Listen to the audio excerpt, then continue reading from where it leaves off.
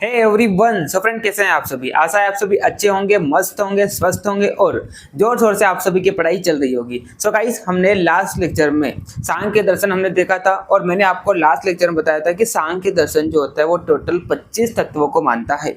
और सांख्य दर्शन ने ये जितने भी 25 तत्व है इनको 4 पार्ट में डिवाइड किया है। सबसे पहले मैंने आपको बताया था प्रकृति, दूसरा मैंने आपको बताया था प्रकृति विकृति, तीसरा मैंने आपको बताया था केवल विकृति और चौथा मैंने आपको बताया था ना तो प्रकृति और ना ही विकृति। ठीक है, तो इस प्रकार से सांख्य दर्शन ने 25 तत्वों को 4 प्रकार से विभाजित किया था। मैंने आपको डिटेल में बताया था कि प्रकृति क्या होता है ना, विकृति क्या होता है, व्यक्त तत्व क्या होते हैं, अव्यक्त क्या होते हैं। तो अगर आपने वो लेक्चर नहीं देखा है तो उस लेक्चर को देख के आइए। उसके बाद आपको आज जो कि मैं पढ़ाने वाला हूँ क्या, सृष्टि उत्पत्ति क्रम, वो आपको समझ में आएगा। और मैंने आपको लास्ट लेक्चर में बताया था कि आपको ये जो तत्व है सांख्य दर्शन के, इनसे आपको कैसे दुखों से निवारण मिलेगा, मतलब आपको कैसे मोक्ष की प्राप्ति होगी, तो वो भी मैं आपको आज इस लेक्चर में बताऊंगा। ठीक है, तो चलिए टाइम को ज़्यादा वेस्ट न करते हुए हम इस टॉपिक को स्टार्ट करते हैं। तो चलिए हम क्या देखते हैं, सांख्य दर्शन के अनुसार कैसे सृष्टि की उत्पत्ति हुई है। तो देखिए यहाँ पर लिखा हुआ है सांख्य दर्शन जो होता है किसको मानता है, द्वैतवाद को मानता है। मतलब सांख्य दर्शन क्या बोलता है, सांख्य दर्शन क्या बोलता है, वैसे तो इसने कितने तत्व माने हैं, 25 तत्व माने हैं। कितने माने हैं, 25 तत्व माने हैं। लेकिन इन 25 तत्व में से भी सांख्य दर्शन ने मुख्य रूप से 2 तत्वों को माना है।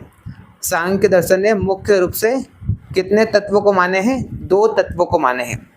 जिसमें से पहला तत्व तो क्या है, प्रकृति, और दूसरा तत्व जो है, दूसरा तत्व क्या है, पुरुष है।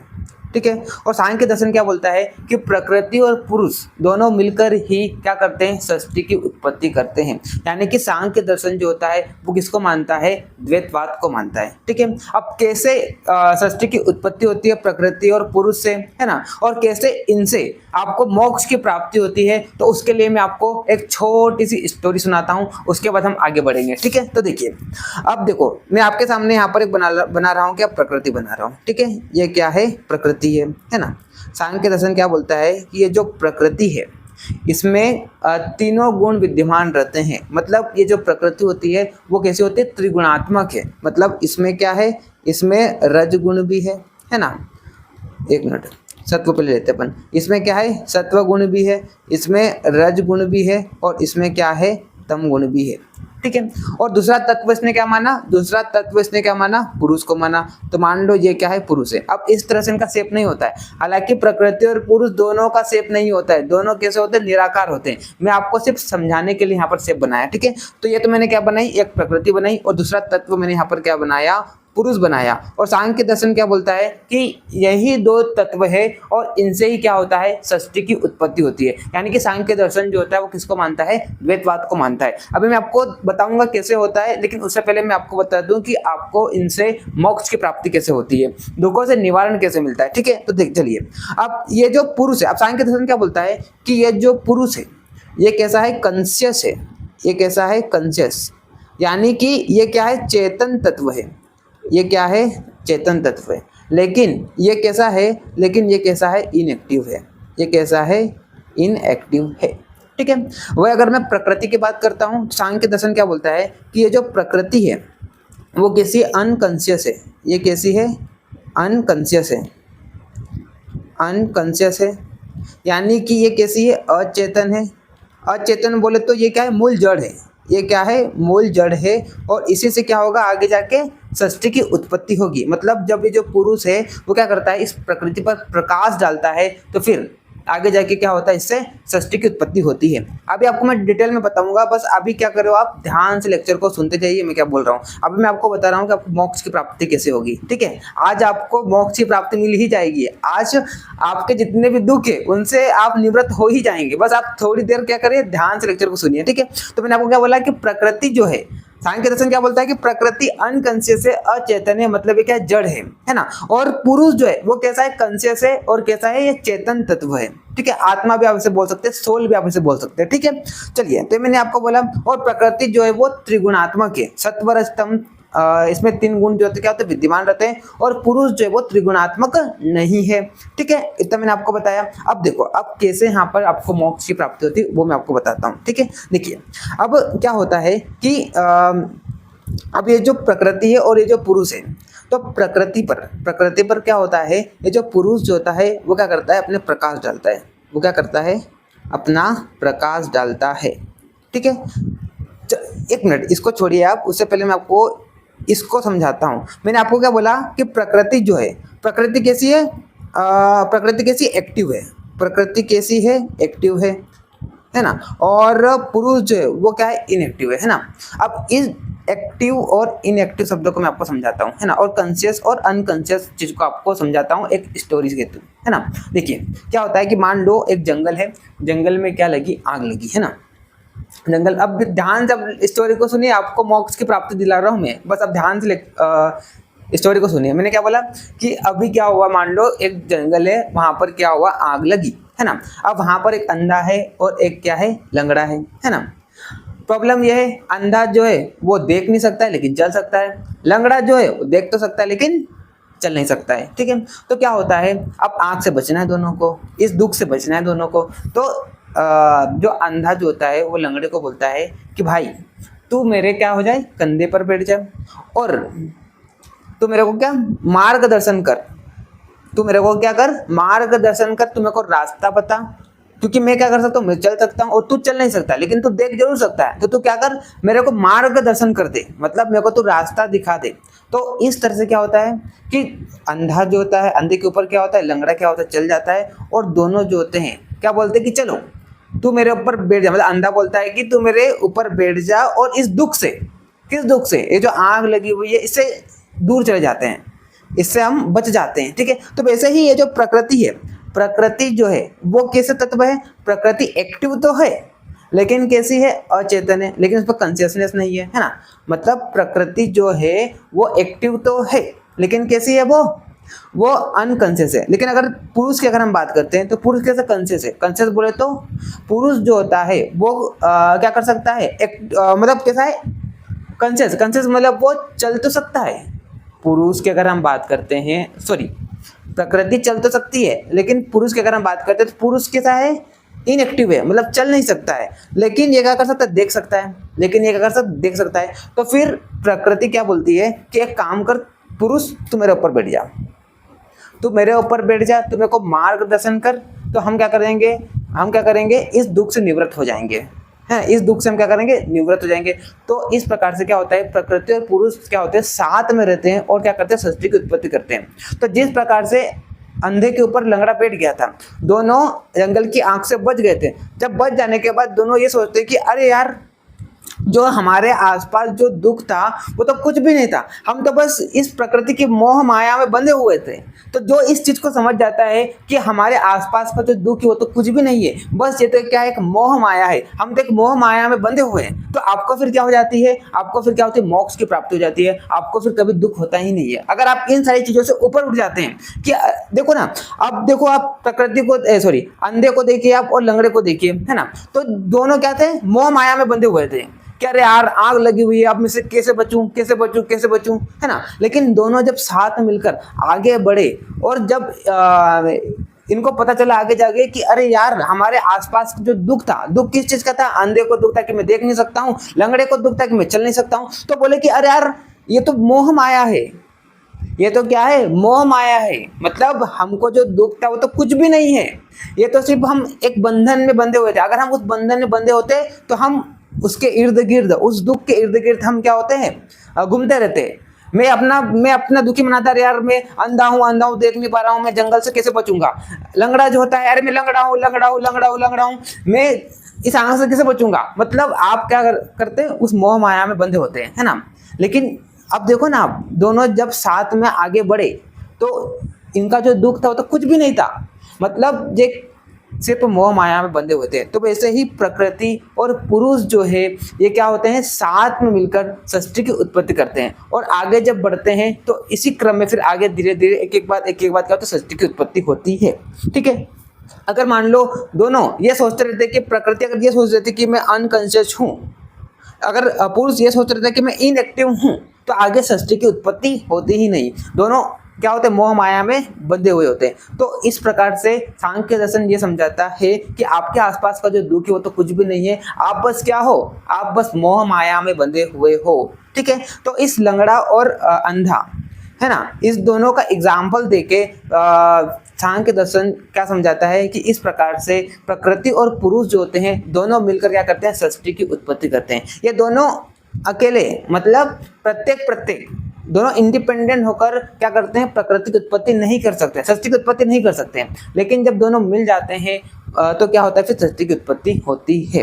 तो अब देखिए, तो इस प्रकार से क्या होता है, आपको फिर दुखों का निवारण होता है और क्या होती है, मोक्ष की प्राप्ति मिल जाती है। जिस प्रकार से उस अंधे और लंगड़े को मिली थी, है ना, वो क्या सोच रहे थे कि हमको दुख है, अंधे को अंधे होने का दुख है, लंगड़े को लंगड़े होने का दुख है। लेकिन जब उस मोह माया से जब निकल जाते हैं तो उनको समझ में आता है कि हमारे आसपास का जो दुख है वो तो कुछ भी नहीं है, ठीक है। तो इस तरह से क्या होता है, सृष्टि की उत्पत्ति होती है। तो अब हम देखेंगे कि कैसे सृष्टि की उत्पत्ति होती है। तो अब मैं आपको इसके डिटेल में 1 बाय 1 बताऊंगा स्टेप कि कैसे यहाँ पर सृष्टि की उत्पत्ति होती है। तो देखिए, अब मैंने क्या बोला कि प्रकृति जो है वो अनकॉन्शियस है, लेकिन कैसी है, एक्टिव है। पुरुष की बात करते हैं, कॉन्शियस है लेकिन कैसा है, इनएक्टिव है। तो पुरुष जो होता है वो क्या करता है, इस प्रकृति पर प्रकाश डालता है।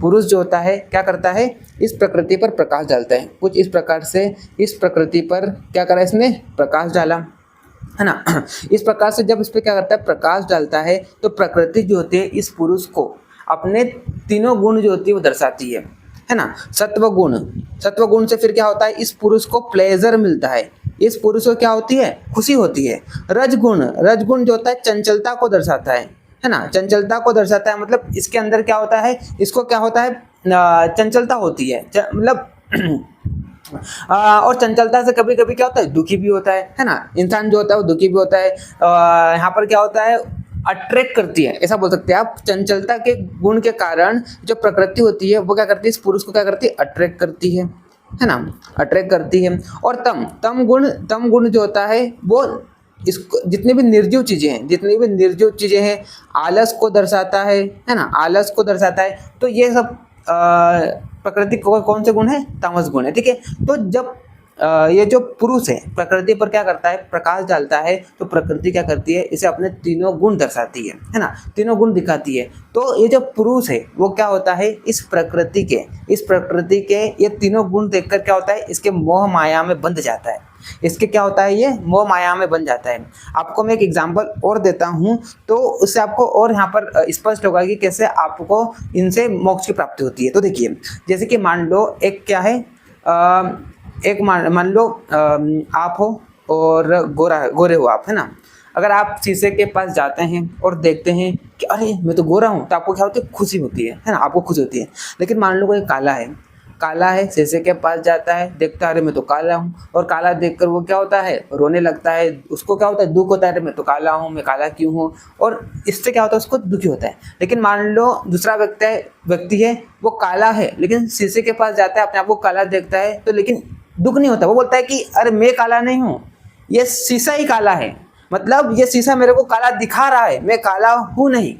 तो जो इस चीज को समझ जाता है, मतलब इस मोह माया से निकल जाता है कि मैं काला हूं नहीं, ये शीशा ही काला है, या ये शीशा मेरे को काला दिखा रहा है ना। मैं तो क्या हूं, मैं तो एक पुरुष हूं, मैं तो क्या हूं, मैं तो एक आत्मा हूं, मैं तो एक सोल हूं। काला गोरा जैसी कोई चीज होती ही नहीं है। तो जो इस मोह माया के बंधन से निकल जाता है तो उसे क्या होती है, मोक्ष की प्राप्ति होती है। लेकिन ये जो पुरुष है वो क्या होता है, प्रकृति क्या करती है, इसको तीनों गुण दर्शाती है। तो पुरुष जो होता है क्या होता है, इस प्रकृति के मोह माया में क्या होता है, बंध जाता है, ठीक है। फिर आगे ये दोनों मिलकर फिर क्या होते हैं, आगे जाकर फिर सृष्टि की उत्पत्ति करते हैं। तो मैंने क्या बोला, देखिए मैंने क्या बोला कि प्रकृति और पुरुष यही दो मूल तत्व है, इससे ही क्या होता है, सृष्टि की उत्पत्ति होती है। तो यह सृष्टि आप देखिए यहाँ पर सांख्य दर्शन किसको मानता है, द्वैतवाद को मानता है ना। तो यह सृष्टि किससे मिलकर बनी हुई है, दो चीजों से मिलकर बनी हुई है। द्वैतवाद के अंतर्गत क्या हो जाएगा, एक प्रकृति आ जाएगा, दूसरा क्या आ जाएगा, पुरुष, जिसको हम क्या बोलते हैं, आत्मा, ठीक है। इसके अनुसार क्या होता है, सृष्टि की उत्पत्ति का मूल कारण जो है वो क्या है, प्रकृति व पुरुष दो ही तत्व है। प्रकृति और पुरुष यही दो तत्व है। और जब प्रकृति पर पुरुष जो होता है वो क्या करता है, अपने अपना प्रकाश डालता है। प्रकृति तो कैसी है, इनएक्टिव है, लेकिन जब पुरुष जो होता है अपना प्रकाश डालता है तो अपने तीनों गुण दर्शाती है और फिर इन तीनों गुणों से ही आगे जाकर फिर क्या होता है, सृष्टि की उत्पत्ति होती है। ठीक है, तो इन दोनों के आपस में मिलने से ही क्या होता है, सृष्टि की रचना हुई है। प्रकृति व पुरुष स्वतंत्र रूप से दोनों, प्रकृति अकेले या तो फिर पुरुष अकेले सृष्टि की उत्पत्ति नहीं कर सकते हैं, दोनों मिलकर ही क्या करते हैं, सृष्टि की उत्पत्ति करते हैं। ठीक है, तो सृष्टि की उत्पत्ति नहीं कर सकते हैं, ये दोनों मिलकर ही क्या करते हैं, सृष्टि की उत्पत्ति कर सकते हैं। अब यहाँ पर प्रकृति और पुरुष में डिफरेंस बताया है, तो मैंने आपको बताया था कि प्रकृति जो है कैसी एक है, लेकिन पुरुष कैसे अनेक है ना, पुरुष अनेक है। प्रकृति कैसे त्रिगुणात्मक है, तीनों गुण इसमें प्रकट होते हैं, सत्वर स्तंभ, लेकिन पुरुष जो वो त्रिगुणात्मक नहीं है, इसमें त्रिगुण तीनों गुण जो होते प्रेजेंट नहीं होते हैं। प्रकृति कैसी, अचेतन, अचेतन बोले तो अनकॉन्शियस है, लेकिन पुरुष की अगर हम बात करें तो पुरुष कैसा है, कॉन्शियस है। साथ में अगर हम देखें तो प्रकृति कैसी है, एक्टिव है, लेकिन पुरुष कैसा है, इनएक्टिव है। ठीक है, अब इन दोनों के बीच में सिमिलरिटीज की बात करें तो दोनों आदि और अंत रहित है ना, कभी नष्ट नहीं होंगे। दोनों कैसे, निराकार, निराकार मतलब इनका कोई शेप नहीं है, और दोनों सर्वगत है, सभी जगह ये प्रेजेंट है। ठीक है, दोनों। उसके बाद देखिए आप सृष्टि की उत्पत्ति कैसे होगी, तो देखिए जब इस प्रकृति पर जो कि कैसा होता है, अव्यक्त तत्व है। अव्यक्त तत्व मतलब सांख्य दर्शन ये बोलता है कि जो प्रकृति है वो पहले से प्रेजेंट है ना, इसका कोई कारण नहीं है। अगर आप इसका कारण मानेंगे तो आप प्रकृति का जो कारण मान रहे हैं उसका भी फिर कोई ना कोई कारण होगा, तो ऐसा आपको फिर वो तो चलता ही जाएगा। तो सांख्य दर्शन ये बोलता है कि ये जो प्रकृति है वो कैसा है, अव्यक्त तत्व है, ये पहले से ही नेचर में प्रेजेंट है, और इससे ही फिर आगे जाकर क्या होता है, सृष्टि की उत्पत्ति हुई है। कैसे हुई है कि जब प्रकृति पर ये जो पुरुष जो होता है अपना क्या करता है, अपना प्रकाश डालता है, यानी कि अपना लाइट डालता है, यानी कि प्रकृति पर जब क्या करता है, पुरुष क्या करता है, फोकस करता है, तो इससे ही क्या होता है, फिर आगे जाकर सृष्टि की उत्पत्ति होती है। तो जैसे ही पुरुष होता है प्रकृति पर फोकस करता है, यानी कि अपना प्रकाश डालता है, तो आगे जाकर फिर महान, महत या तो फिर बुद्धि, जिसको हम क्या बोल देंगे, बुद्धि, या इसको आप ऐसा बोल सकते हैं कॉस्मिक इंटेलिजेंस आ जाती है इस पुरुष में, कॉस्मिक इंटेलिजेंस आ जाती है।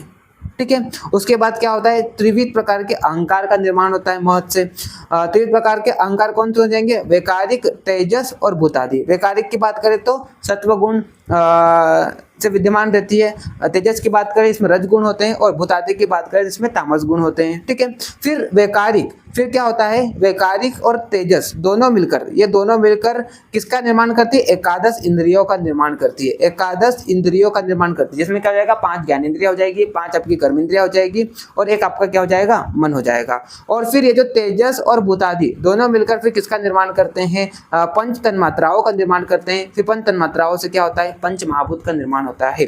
और ये जो पंच महाभूत है, ये क्या है, पंच महाभूत जो है, पंच महाभूत, और इसमें भी पृथ्वी देखे तो ये क्या है, पृथ्वी निर्माण में, सृष्टि निर्माण में क्या है, आखिरी तत्व है, और इसके आगे कोई नहीं, कुछ भी नहीं है। हम बोलते हैं ना कि संसार में जितनी भी चीजें वो कैसी है, पंच महाभूतिक है, मतलब इस पंच महाभूत के आगे कोई भी चीज है ही नहीं। और साइंस ने भी इन महाभूत के आगे कुछ बताया ही नहीं है, मतलब आखिरी तत्व देखे तो क्या है, पंच महाभूत है। ठीक है, अब चूंकि क्या होता है, चूंकि ये जो प्रकृति है, चूंकि ये प्रकृति कैसी है, त्रिगुणात्मक है, क्योंकि ये प्रकृति त्रिगुणात्मक है, तो महत भी क्या होगा, त्रिगुणात्मक होगा, अहंकार भी क्या होगा, त्रिगुणात्मक होगा। फिर ये जो एकादश इंद्रिया है वो भी क्या होगी, त्रिगुणात्मक होगी। पंच तन्मात्राएं हैं ये भी क्या होगी, त्रिगुणात्मक होगी। पंच महाभूत है ये भी क्या होंगे, त्रिगुणात्मक होंगे। यानी कि हम ऐसा भी बोल सकते हैं कि संसार में जितनी भी चीजें होती है वो कैसी होती है, त्रिगुणात्मक होती है। तो हम ये चीज भी बोल सकते हैं। ऐसा हमने क्यों बोला, क्योंकि प्रकृति जिनसे इन सारे तत्वों का निर्माण हुआ है वो क्या है, त्रिगुणात्मक है। तो ऑब्वियस सी बात है, जिससे निर्माण होता है अगर, तो उसके गुण इसमें भी आ गए, बाकी सब तत्वों में भी आ गए। तो प्रकृति त्रिगुणात्मक है तो बाकी सारे तत्व वो भी क्या हो गए, त्रिगुणात्मक हो गए। ठीक है, तो इस प्रकार से फिर क्या होता है, यहाँ पर सृष्टि का निर्माण होता है सांख्य दर्शन के अकॉर्डिंग। ठीक है, तो सांख्य दर्शन ने किसको माना है, द्वैतवाद को माना है। द्वैतवाद बोले तो सांख्य दर्शन क्या बोलता है कि प्रकृति और पुरुष यही दो तत्व है, और इन्हीं दो तत्व से क्या होता है, आगे जाके सृष्टि की उत्पत्ति होती है। और ये दोनों तत्व मिलकर ही क्या करते हैं, सृष्टि की उत्पत्ति करते हैं। दोनों अकेले रहकर, मतलब इंडिपेंडेंट होकर सृष्टि की उत्पत्ति नहीं कर सकते हैं। ठीक है, तो आई होप आपको समझ में आ गया होगा सृष्टि की उत्पत्ति। बाकी महत, है ना, अहंकार, ये सब मैंने लास्ट लेक्चर में आपको डिटेल में सारी चीज बताई थी कि महत्व क्या होता है, अहंकार क्या होता है ना, पंच ज्ञानेंद्रिया में पंच ज्ञानेंद्रिया, पंच कर्मेंद्रिया, पंच तन्मात्रा है, ये सारी मैंने चीज आपको लास्ट लेक्चर में डिटेल में समझा दी है। ठीक है, तो जो लास्ट लेक्चर मैंने आपको बताया था ना, मैंने शॉर्ट में आपको षष्ठी उत्पत्ति क्रम बताया था, है ना, उसके थ्रू मैंने आपको सारी चीजें समझाई थी, तो वही यहाँ पर चीजें लिखी हुई है। बस यहाँ पर आपको ये जानना है कि सांख्य दर्शन जो होता है किसको मानता है, द्वैतवाद को मानता है, यानी कि प्रकृति और पुरुष जो होते हैं दोनों मिलकर ही क्या करते हैं, आगे जाकर सृष्टि की उत्पत्ति करते हैं। ठीक है, और दोनों मिलकर ही करते हैं, इंडिपेंडेंट होकर दोनों सृष्टि की उत्पत्ति नहीं कर सकते हैं। ठीक, चलिए उसके बाद हम अगर प्रमाण मीमांसा की बात करते हैं तो सांख्य दर्शन जो था 3 प्रमाणों को माना है अपने 25 तत्वों को सिद्ध करने के लिए। पहला इसने माना क्या, प्रत्यक्ष प्रमाण, दूसरा इसने क्या माना, अनुमान प्रमाण, और तीसरा इसने क्या माना है, आप्तोपदेश प्रमाण। ठीक है, उसके बाद अगर हम सत्य कार्यवाद की बात करते हैं तो सांख्य दर्शन जो होता है सत्य कार्यवाद को भी मानता है। सत्य कार्यवाद के अनुसार क्या होता है कि बिना कारण के कार्य की उत्पत्ति नहीं हो सकती है, मतलब कोई भी कार्य होता है तो उसके पीछे कोई ना कोई क्या होता है, कारण होता है। क्या बोलता है सांख्य दर्शन, सांख्य दर्शन ये बोलता है कि कोई भी कार्य होता है तो उसके पीछे क्या होता है, कोई ना कोई कारण होता है, कोई ना कोई कारण है। ठीक है, जैसे कि हम क्या करते हैं, मिट्टी से घड़ा बनाते हैं ना, मिट्टी से क्या बनाते हैं हम, घड़ा बनाते हैं, तो इस मिट्टी में कहीं ना कहीं ये घड़ा क्या था, विद्यमान था। मतलब क्या बोला मैंने कि कोई भी कार्य जब हम करते हैं तो उसके पीछे क्या होता है, कोई ना कोई कारण होता है, और इसी को हम क्या बोलते हैं, सत्य कार्यवाद बोलते हैं। देखिए आप यहाँ पर उत्पत्ति से पूर्व की सत्ता कारण में रहती है, मतलब कोई भी कार्य हम करते हैं तो उसके पीछे कोई ना कोई कारण जरूर होता है। कारण से कार्य की उत्पत्ति का अर्थ है कि अव्यक्त से व्यक्त होना, मतलब जो चीज पहले से प्रेजेंट थी उससे कोई ना कोई चीजों का क्या होना, निर्माण होना, है ना। Something is created from something या nothing is created from nothing, ऐसा भी आप बोल सकते हैं। मतलब क्या हो जाएगा कि कोई भी कार्य होता है तो उसके पीछे कोई ना कोई कारण जरूर है। ठीक है, जैसे कि बात करते हैं पीपल का पेड़ है या उसका जो बीज है तो उससे क्या होगा, पीपल का पेड़ बनेगा, तो उसमें जो पीपल का पेड़ जो है वो पहले से ही विद्यमान है। जैसे कि एक चीज और मैं आपको बताता हूँ, जैसे कि मान लो गाय है ना, तो गाय जो है वो गाय के बछड़े को ही जन्म देगी, गाय के बछड़े को ही जन्म देगी। ऐसा नहीं कि इसे घोड़ा गधा इसका जन्म हो जाएगा, मतलब कार्य में ही क्या होता है, कारण की सत्ता पहले से ही विद्यमान रहती है। ऐसा नहीं है कि उस गाय जब जन्म देगी तो उसे गधा उत्पन्न हो जाएगा, नहीं होगा। क्यों? क्योंकि उसमें वो सत्ता है ही नहीं। उसमें गाय जो है वो सिर्फ बछड़े को ही जन्म दे सकती है, मतलब उसकी सत्ता क्या है, उसका कारण क्या है कि बछड़े को जन्म देगी, है ना। तो कोई भी कार्य जो होता है उसके पीछे कोई ना कोई कारण जरूर होता है, कारण की सत्ता उसमें विद्यमान रहती है। ठीक है, तो आप देखिए यहाँ पर कार्य का नाश का अर्थ है व्यक्त। अगर यही आप व्यक्त से अव्यक्त में जाते हैं तो इससे क्या हो जाएगा, कार्य का नाश हो जाएगा। मतलब घड़े से वापस क्या होना, मिट्टी का बनना, ये क्या है, व्यक्त से अव्यक्त हो रहा है, मतलब कार्य का क्या हो रहा है, नाश हो रहा है। मिट्टी से घड़ा बनाना ये क्या है, अव्यक्त से अव्यक्त बना रहे। लेकिन घड़े से वापस मिट्टी बनाना, व्यक्त से अव्यक्त, मतलब कार्य क्या हो रहा है, पर नाश हो रहा है ना। घड़ा बनाना एक कार्य था, तो कार्य का क्या हो रहा है, नाश हो रहा है यहाँ पर। जब आप क्या करते हैं, वापस घड़े को मिट्टी में बदलते हैं। ठीक है, तो इसका मतलब क्या जाएगा, व्यक्त से आप किस में जा रहे हैं, अव्यक्त में जा रहे हैं, जिसका मतलब क्या जाएगा, कार्य का क्या होगा, नाश होगा। सत्य कार्यवाद के अनुसार किसी वस्तु का नाश नहीं होता, लेकिन सत्य कार्यवाद के अनुसार देखें तो किसी वस्तु का नाश नहीं होता है, बस यहाँ पर क्या होता है, परिवर्तन होता है, उसके स्वरूप में परिवर्तन होता है। ठीक है, मतलब व्यक्त से वो क्या होती है, अव्यक्त में जाती है। ठीक है, तो वापस फिर अव्यक्त से व्यक्त में आ सकती है ना। तो सत्य कार्यवाद के अनुसार क्या हो जाएगा कि किसी भी वस्तु का नाश नहीं होता है, बस वो व्यक्त से अव्यक्त में आती है, मतलब उसका स्वरूप परिवर्तन होता है, स्वरूप में परिवर्तन होता है। ठीक है, लेकिन ऐसा नहीं कि उसका नाश हो जाएगा। ठीक, जैसे कि बात करते हैं यहाँ पर उदाहरण एक और दिया है यहाँ पर, जिसमें मैंने आपको बताया था कि पीपल के बीज में क्या होता है, पीपल का पेड़ पहले से ही छुपा होता है। पीपल का बीज जो है, भले इसमें आपको पीपल का पेड़ दिखाई नहीं दे रहा है, लेकिन उसमें कारण की सत्ता है, मतलब आगे जाके पीपल का पेड़ बनेगा, ये वो पहले से ही उसमें पीपल का पेड़ छुपा हुआ है ना। तो जब परिस्थितियां अनुकूल आती है तब आपको क्या करता है, वो पेड़ दिखाई देता है, और इसी को हम क्या बोलते हैं, सत्य कार्यवाद। अगर एक लाइन में बोलूँ तो क्या हो जाएगा कि कोई भी कार्य आप जब करते हैं तो उसके पीछे कोई ना कोई कारण होता है। ठीक, चलिए उसके बाद अगर हम त्रिगुण की बात करें तो सांख्य दर्शन ने प्रकृति को त्रिगुणात्मक माना, मैंने आपको बताया भी था। 3 प्रकार के गुण होते हैं, सत्व, रज और तम, जिसमें सत्व गुण जो होता है किसको दर्शाता है, प्रीति को दर्शाता है। प्रीति मतलब आपको सुख देता है, यानी कि आपको क्या करता है, ये गुण प्लेजर देता है ना। दूसरा रज की बात करें तो अप्रीति को दर्शाता है, मतलब चंचलता को दिखाता है। ये क्या करता है, आपको चंचलता को दिखाता है, यानी कि आपको क्या करता है, ये अट्रैक्ट करता है। रजगुण से आप क्या होते हैं, अट्रैक्ट होते हैं, ठीक है। और ज़्यादा अगर चंचलता रहेगी, है ना, ज़्यादा अगर चंचलता रहती है तो उससे फिर क्या होता है, दुख भी होता है ना। चंचलता मतलब ऐसा बोल सकते हैं कि ज़्यादा पाने की इच्छा, और जब ज़्यादा पाने की इच्छा होगी तो उससे फिर क्या होगा, दुख भी होगा। जैसे कि मान लो पड़ोस वाले ने क्या खरीद ली है, कार खरीद ली है, तो अब आपका भी मन हो रहा है कि अब मेरे को कार चाहिए ही चाहिए, तो कार नहीं होने का आपके पास फिर क्या है, दुख है ना। तो दुखात्मक जो गुण होता है वो किसका होता है, रज का होता है।